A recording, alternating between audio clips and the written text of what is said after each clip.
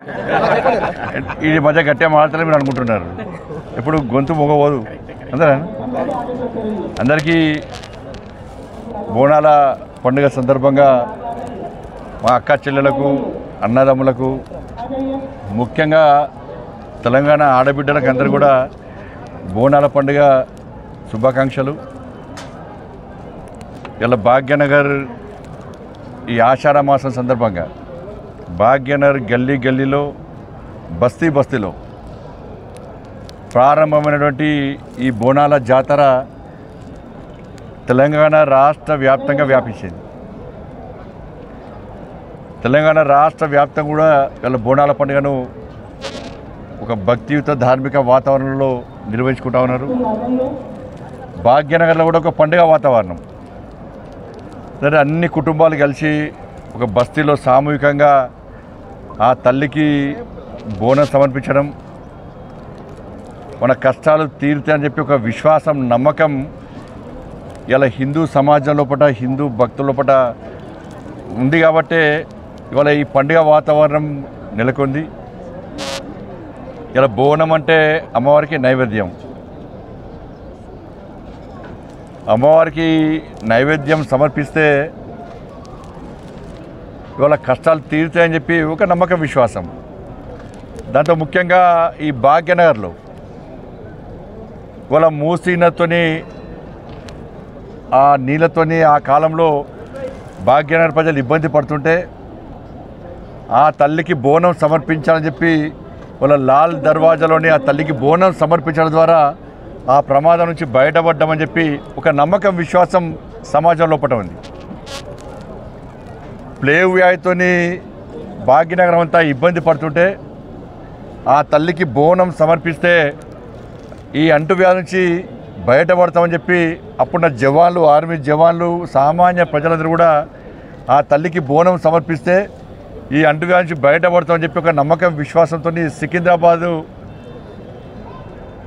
అమ్మవారి యొక్క దేవాలయంలో బోనం సమర్పించడం జరిగింది. దీంతోపాటు ఒక సైంటిఫిక్ రీజన్ కూడా ఉంది. ఆ బోనానికి చుట్టూ పసుపు రాయడము, వేపావు కట్టడము, దీని ద్వారా బ్యాక్టీరియా, వైరస్ నుంచి మనం కాపాడగలుగుతామని చెప్పి ఒక విషయం కూడా మనం గమనించాల్సిన అవసరం ఉంటుంది. కాబట్టి ఇటువంటి పరిస్థితుల్లో ఇవాళ భాగ్యనగరం అంతా కూడా ఇలా బోనాల జాతర జరుగుతున్నది. అనేక జిల్లాలో గల్లీ గల్లీలో కూడా గ్రామాల వారిగా, కుల సంఘాల వారిగా బోనాల జాతర జరుగుతున్నది. ఒక మంచి వాతావరణం జరుగుతున్నది. కాబట్టి ఈ బోనాల పండుగ సందర్భంగా, జాతర సందర్భంగా ఆ అమ్మవారు ప్రజలను కాపాడాలని చెప్పి, ఆ తల్లిని నమ్ముకునే విధంగా బోనం సమర్పిస్తున్నామో ఆ తల్లి కరుణా కటాక్షాలు అందించాలని చెప్పి, ఒక మంచి సమాజ నిర్మాణం జరగాలని చెప్పి, అందరి కష్టాలు తొలగిపోవాలని చెప్పి, అందరూ ఆయుర ఆరోగ్యాలతో, సుఖ సంతోషాలతో జీవించే విధంగా ఉండాలని చెప్పి ఆ అమ్మవారిని ప్రార్థిస్తున్నాను. కానీ ఇంకా ఘనంగా జరుపుకునే అవకాశం ఉంది. ఇంతకుముందే ఒక భక్తులు చెప్తున్నారు, సామాన్య భక్తులు వచ్చి, కోమటివాడ, యాకుత్పుర, చావని ఆ ప్రాంతాల్లో ఇప్పుడు కూడా బోనాల పండుగ జరుపుకునే పరిస్థితి లేదు, అడ్డుకుంటూ ఉన్నారు. మా పండుగలు మేము జరుపుకునే పరిస్థితి అలా పాత బస్తీలో లేదు. మా పండుగలు జరుపుకునే అవకాశం ఉందా లేదా, జరుపుకొనిస్తారా లేదా అని చెప్పారు. బాధపడే పరిస్థితి. మేము ఇతర ప్రాంతాల్లో బోనాల పండుగ జరిపితే పోయే పరిస్థితి వచ్చింది. మాకు ధైర్యంగా బతికే పరిస్థితి లేదు మాకు అని చెప్తా ఉన్నారు. కోమటివాడకు సంబంధించి ఒక భక్తులు వచ్చి, నేను చెప్పిన వచ్చేది మన ప్రభుత్వమే. యాకుత్పుర, కోమటివాడ, ఈ వాడ ఆ వాడ కాదు, పాత బస్తీ, ఈ బస్తీ ఆ బస్తీ కాదు, గల్లీ గల్లీలో, బస్తీ బస్తీలో బోనాల పండుగను అధికారికంగా ఘనంగా జరుపుకునే అవకాశం రావాలంటే ఇక్కడ హిందూ సమాజం గురించి ఆలోచించే ప్రభుత్వం, అన్ని వర్గాలను సమానంగా చూడాలని చెప్పి కూడా ఆలోచించే ప్రభుత్వం ఇక్కడ ఏర్పడాలి. తప్పకుండా మన ప్రభుత్వం వస్తుంది.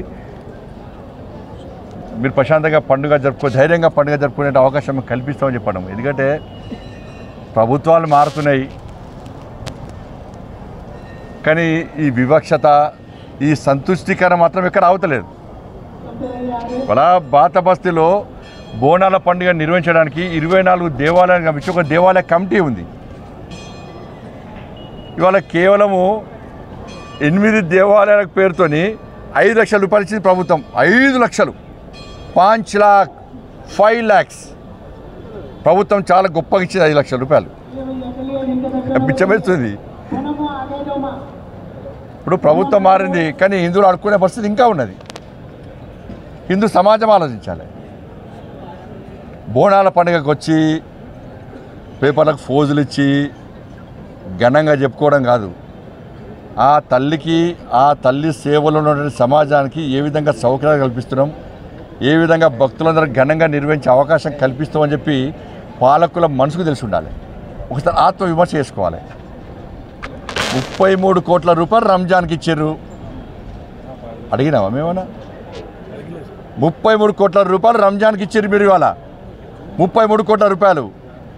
హైదరాబాద్ బోనాల పండుగ ఇచ్చింది 5 లక్షల రూపాయలు. 5 लाख 5 lakhs 33 crores వాళ్ళ రంజాన్కి ఇచ్చారు. వద్దలే ఇచ్చుకోరి, ఇంకా 10 కోట్లు ఇచ్చుకోరి. కానీ ఇందులో ఏం పాపం చేసిరు? వాళ్ళ తెలంగాణలో రంజాన్ పండుగ మాదిరిగానే గణేష్ ఉత్సవాలు జరుపుకుంటారు కదా, భవానీ ఉత్సవాలు జరుపుకుంటారు కదా, హనుమాన్ జయంతి ఉత్సవాలు జరుపుకుంటారు కదా, బోనాల పండుగ జరుపుకుంటారు కదా, శ్రీ వెంకటేశ్వర స్వామి ఉత్సవాలు జరుపుకుంటారు కదా, అనేక పండుగలు జరుపుకుంటారు కదా. ఇచ్చింది ఎంత? చిప్ప చేతికి ఇచ్చింది. వాళ్ళ అడుక్కునే పరిస్థితి. ఇలా భాగ్యలక్ష్మి అమ్మవారు చాలా పవర్ఫుల్ టెంపుల్. ఏమిచ్చారు? భాగ్యలక్ష్మి అమ్మవారు ఒక భారతీయ జనతా పార్టీకో లేకుంటే ఇంకో మేము పక్కా చెప్తున్నాం. ఒక సెక్షన్ మీడియా మొత్తం మమ్మల్ని మేము మాట్లాడినా కిషన్ రెడ్డి గారికి ఇన్నిసార్లు చెప్పారు. నేను కూడా నేర్పిన, నిన్న మొత్తం చెప్పిన, నిన్న మా మంత్రి వచ్చి చెప్పారు, నేను చెప్పిన. వీళ్ళు ఎంత వచ్చిందే పేపర్లకు గింత వచ్చింది. గింతే మీరు సూపర్ రాదురన్నా కొంచెం. ఎవరన్నారు? రేవంత్ రెడ్డి ఓల్డ్ సిటీలో మీరు పోటీ చేయాలని రేవంత్ రెడ్డికి అక్బర్ ఆఫర్ ఇచ్చింది. ఈ ఆఫర్లను ఎలా చూస్తారు? ఇప్పుడు అంకుల్ పోయి అన్నకు వచ్చింది వచ్చి లెక్క. ఇంతకుముందు కేసీఆర్కి అంకుల్ అని వేడు కదా, ఇప్పుడు అన్నదమ్ముడు సంబంధం వచ్చింది. ఇప్పుడు మొదటిదానికి ఏమన్నారు వీళ్ళు ఎంఏ పాటలు, వాళ్ళు గోడ మీద పిల్లలు. ఇటు పడితే ఇటు దుంకుతారు, ఇటు పడితే ఇటు. అధికారులు ఇవ్వాలి ఉంటే వాళ్ళకి కొమ్మగాస్తారు. మొదటిదాకా కేసీఆర్ అంకుల్ చాలా మంచోడు, ఇంద్రుడు చంద్రుడు అనే. ఇప్పుడు వీరికి తింటే కేసీఆర్ తిడతారు ఇప్పుడు. ఇక మరి వీళ్ళు నెక్స్ట్ కాంగ్రెస్ పార్టీ పరిస్థితి అది కదే. అంతకుముందు కాంగ్రెస్ పార్టీ తిట్టే బీఆర్ఎస్ గోడెక్కిర్రు, బీఆర్ఎస్ గడిలోకి పోయారు. ఇప్పుడు మళ్ళీ బీఆర్ఎస్ గవర్నమెంట్ లేదు కదా, మళ్ళీ కాంగ్రెస్ గవర్నమెంట్ కదా. మరి అప్పుడు అక్బరుద్దీన్ వచ్చి ఏమనాలి? ఎస్, నా ఓల్డ్ సిటీని న్యూ సిటీగా మారుస్తా అంటే నేను దేనికైనా సిద్ధం అన్నాడు. నా హాస్పిటల్ బాగా నడవాలి, నా వ్యాపారాలు మంచిగా జరగాలి, నేను చేసే కబ్జాలు బాగుండాలి, ఓట్స్లో కూడా ట్యాక్సులు కట్టద్దు, ట్యాక్సులు కట్టే ఆఫీసర్లు వస్తే కొట్టాలి, కొట్టిన ఎవరు కేసు పెట్టద్దు. 15 నిమిషాలు సమయం ఇస్తే హిందువులను నరికి చంపుతా అన్నటువంటి వ్యక్తిని తీసుకొచ్చి కొడంగల్లో పోటీ చేయిస్తా అంటే గెలుపు మీద అనేది చాలా దమ్ముంటే ఏమని చెప్పు. మేమందరం కూర్చొని నిర్ణయించుకొని, మా పార్టీని నిర్ణయించుకొని కొడంగల్లో గిట్లా అక్బరుద్దీన్ వేసి పోటీ చేస్తే డిపాజిట్ రాకుండా చేసే బాధ్యత మాది. ఖతర్నాక్ అభ్యర్థులు నిలబడతాం మేము. ఒక్కొక్క యువకుడు ఒక్కొక్క ఇంటికి ఇన్ఛార్జ్గా వస్తాడు. మేము స్వచ్ఛందంగా వచ్చే పరిస్థితి తెలంగాణ రాష్ట్రంలో. ఒక్కొక్క యువకుడు కొడంగల్లో ఒక్కొక్క ఇంటికి ఇన్ఛార్జ్గా వచ్చి డిపాజిట్ రాకుండా చేస్తాం మేము. అంత చాతగాళ్ళు అయింది మేము. అంటే వాళ్ళు పంచుకుంటే అయిపోతుంది ఏంది. ఇలా కాంగ్రెస్ పార్టీ ప్రభుత్వం ఏం చేయాలి? అంతకుముందు ఓవైసీ అక్బరుద్దీన్ చేసిన వ్యాఖ్యలు వాస్తవము, మీడియా కూడా చూపెట్టింది. ఆ కేసును ఆధారాలు సమర్పించకుండా బీఆర్ఎస్ పార్టీ కేసును నిర్వహణ చేసింది, కాంగ్రెస్ పార్టీ నిర్వహించింది. మరి వాళ్ళు ఏం చేయాలి? ఎందుకు మాట్లాడినావు నువ్వు? 10 నిమిషాలు సమయం ఇస్తే నరికేస్తా అని చెప్పి ఇంకోసారి మాట్లాడితే బిడ్డ ఖబర్దార్ అని అసెంబ్లీ వేదికకు వార్నింగ్ ఇవ్వాలి. అంటే మీరు మాట్లాడడం మేము పట్టించుకోమన్నట.